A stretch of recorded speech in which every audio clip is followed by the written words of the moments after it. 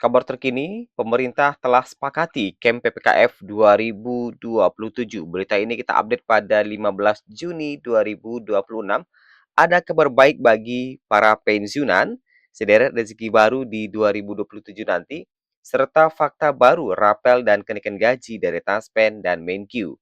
Bagaimana informasi selengkapnya? Mari kita bahas dalam video kita kali ini. Harap Bapak Ibu simak sampai selesai agar tidak terjadi kesalahpahaman terkait dengan informasi yang akan kita sampaikan. Berikut informasi selengkapnya. Nah, Bapak Ibu, jadi Komisi 11 pemerintah sepakati KEM PPKF 2027. Lantas apa saja isi dari KEM PPKF yang telah dirilis ini ya? Kita lihat, nah ini ya. Kerangka ekonomi makro dan pokok-pokok kebijakan fiskal tahun 2027. Di sini juga membahas terkait dengan pensiunan ASN, TNI, Polri, serta juga yang kedua di sini ya, terkait dengan kesejahteraan ASN, TNI, dan Polri. Nah, di sini nampak ya, kesejahteraan ASN, TNI, Polri juga dibahas. Nah, sebelum kita masuk ini, kita masuk dulu ke pembahasan apa saja sebenarnya KEM PPKF 2027 ini. Nah, Bapak Ibu, Komisi 11 DPR bersama Menteri Keuangan, Menteri PPN, Kepala Bappenas, BI, dan OJK secara resmi menyepakati kerangka ekonomi makro dan pokok-pokok kebijakan fiskal KEM PPKF 2027, Bapak Ibu. Nah, Ketua Komisi 11 DPR RI, Misbahun, menjelaskan dalam kesepakatan asumsi dasar ekonomi makro tahun 2027 ditetapkan dengan target pertumbuhan ekonomi sebesar 5,8 hingga 6,5%. Kemudian inflasi disepakati berada pada kisaran 1,5 hingga 3,5%.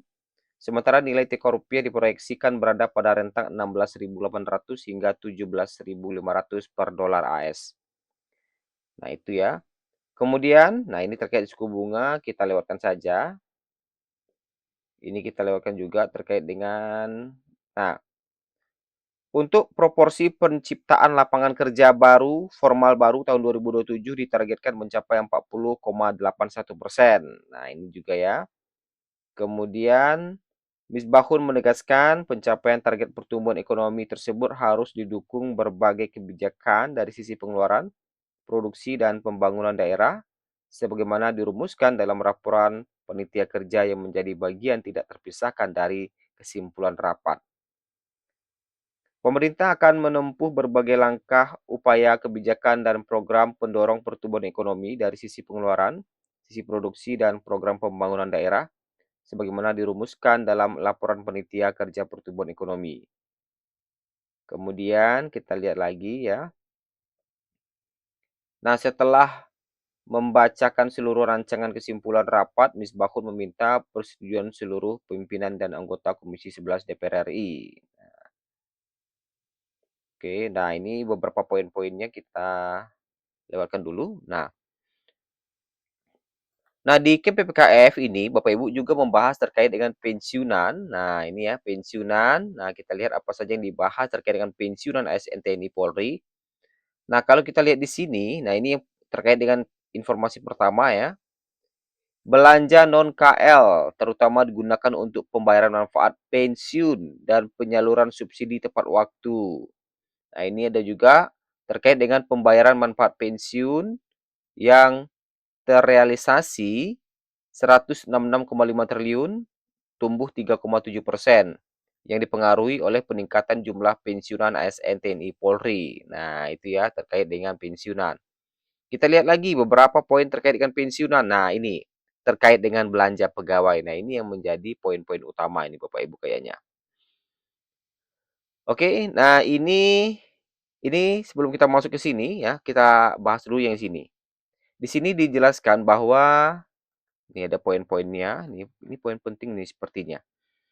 Belanja pemerintah pusat pada 2027 akan diarahkan pada belanja yang berkualitas untuk memastikan keberlanjutan pembangunan dan meningkatkan kesejahteraan. Nah, jadi yang pertama di sini adalah belanja pegawai yang dioptimalkan. Nah, ya, dengan melanjutkan reformasi birokrasi, digitalisasi birokrasi, menjaga kesejahteraan ASN TNI Polri, serta reformasi sistem pensiun. Nah, ini masih dibahas nih. Sistem reformasi sistem pensiun dan tabungan hari tua juga dibahas. Ini juga belanja barang, kemudian belanja modal diarahkan pada investasi publik, kemudian belanja subsidi dan bansos. Nah, ini ya. Kemudian, di sini juga dibahas terkait dengan belanja pegawai sebagai kunci keberhasilan reformasi fiskal akan dioptimalkan untuk mendukung pelayanan publik yang berkualitas. Nah, kebijakan belanja pegawai diarahkan kepada apa saja? Nah, di sini melanjutkan reformasi birokrasi dengan optimalisasi digitalisasi serta penguatan manajemen ASN termasuk kecakupan jumlah ASN, sistem kerja, dan remunerasi ASN. Nah, ini juga nomor 2 nih, menjaga daya beli dan kesejahteraan ASN, TNI, Polri, dan pensiunan, antara lain melalui pemberian THR dan gaji ke-13 dan gaji atau pensiun ke-13 dengan tetap menjaga efisiensi anggaran dan memperhatikan keberlanjutan fiskal. Jadi kabar gembiranya Bapak Ibu di tahun 2027 ya, Bapak Ibu tetap akan mendapatkan THR dan gaji ke-13 ya, yang sebagaimana yang telah tercantum dalam KMPPKF 2027. Nah, di sini juga mengendalikan pertumbuhan belanja pegawai dengan tetap menjaga kualitas pelayanan publik. Nah, di sini kalau kita lihat belanja barang ya, ini ada juga nih melanjutkan efisiensi belanja barang, belanja perjalanan dinas, paket meeting, dan honorarium dengan memanfaatkan digitalisasi birokrasi. Jadi kalau kita lihat, ini sepertinya efisiensi akan berlanjut hingga di tahun 2027 ya.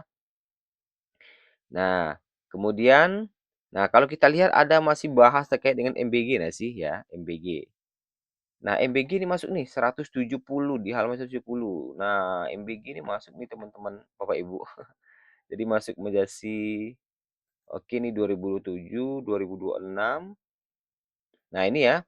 Berbagai program prioritas pemerintah seperti MBG, Koperasi Desa Kelurahan Merah Putih KDKMP untuk berkontribusi dalam menjaga daya beli masyarakat melalui penciptaan lapangan kerja. Nah, ini tahun 2026 kemarin. Kita lihat di tahun 2007 apa nanti apanya nih? Ini masih 2000 oke, kita lihat lagi. Nah, ini.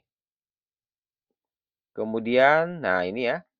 MBG untuk 3B ada juga ini. Nah, di 2029. Pemerintah perlu melakukan upaya ekstra agar target prevalensi stunting sebesar 14,2% pada 2029 dapat tercapai. Nah, ini terkait dengan stunting juga Bapak Ibu ya. Nah, kita akan lihat lagi ya. Di 2027 apakah juga dibahas terkait dengan hal-hal lain. Kemudian ini 28. Ini. Nah, ini dia nih. Pelaksanaan program MBG pada tahun 2027 dioptimalkan untuk dapat memberikan manfaat bagi 69,7 juta penerima di lingkup pendidikan. Nah, jadi di 2027 MBG pun tetap menjadi prioritas ternyata dengan harapan mencapai 69,7 juta. Lantas bagaimana jawaban dari Taspen terkait dengan rapelan dan kenaikan gaji? Nah, sebelumnya ini terkait dengan kapan gaji naik ini juga sudah pernah ditanyakan ketika BBM udah naik ya.